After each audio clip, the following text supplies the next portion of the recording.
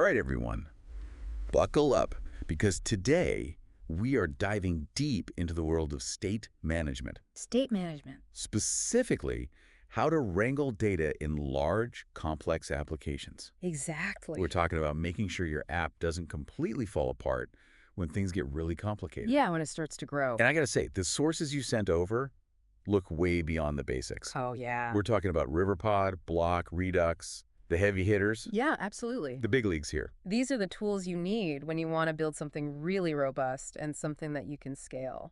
Right. And speaking of robust, the sources mention some really intense use cases. Oh, yeah.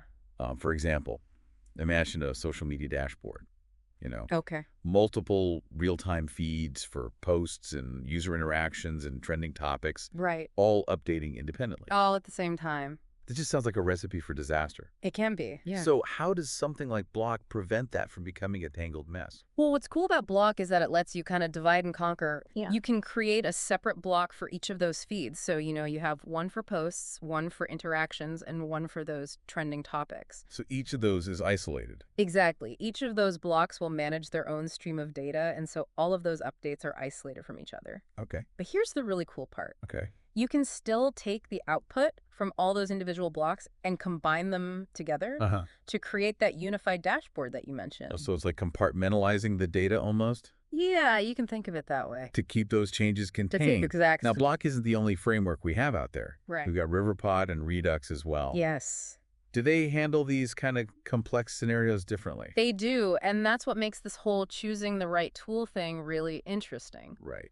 Let's take Riverpod, for example. Okay. It really shines when you've got an app that has a lot of kind of intricate dependencies between all the different pieces of data. Okay. You can think of it like a recipe. You need specific ingredients and the right amounts of them to make the dish. Right. Riverpod is kind of like that. It makes sure each part of your app is getting the right data at the right time, even if those pieces of data are changing all the time. Oh, that's cool. So Riverpod is all about those relationships. Yeah. Between all those different data points. Exactly. It's about managing those relationships. Now, Redux, you mentioned, is known for its unidirectional data flow. Yes.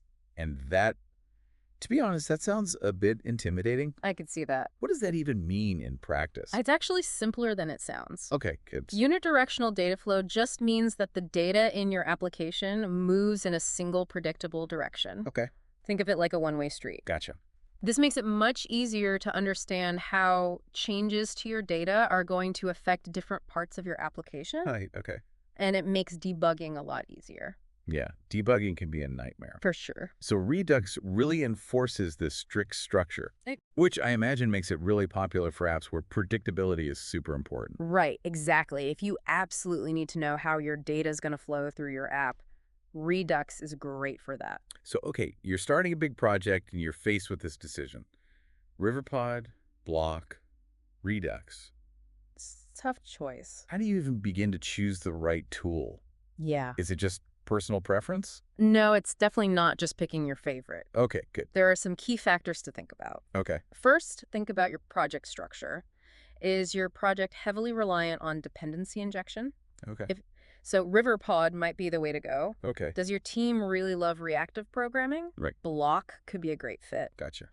Also think about the long-term maintainability of your code base. Okay. Something like Redux, with all of its strict rules, can make debugging and collaboration much easier as your project grows. Oh, that's a good point down the line. Yeah, pays off in the future. So we've got project structure, team familiarity, and long-term goals. Exactly. It's really about finding the right fit. Yes, find the right tool for the job. For your specific needs. Exactly. Now, regardless of what framework you choose, there is one challenge that seems to come up again and again. And what's that? Asynchronous operations. Oh, yeah. Those pesky things. The bane of our existence. We're talking network calls, complex calculations, anything that doesn't happen instantaneously. Right, anything that takes time. So how do these frameworks help us tame that beast? Well, the good news is that all three of these frameworks offer tools to handle asynchronous operations gracefully. Okay, that's good.